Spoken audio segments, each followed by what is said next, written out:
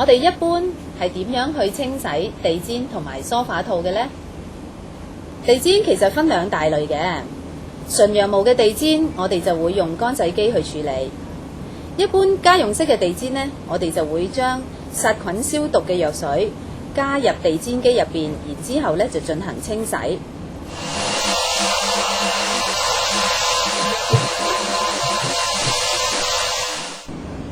梳化套呢，除咗要洗乾淨之外，最重要呢就係唔可以縮水啦。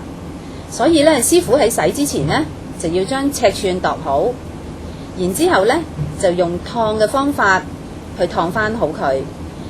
最主要呢就係保持原來嘅尺寸不變，咁樣呢，我哋洗乾淨嘅梳化套呢，就可以放翻落去我哋嘅梳化嗰度。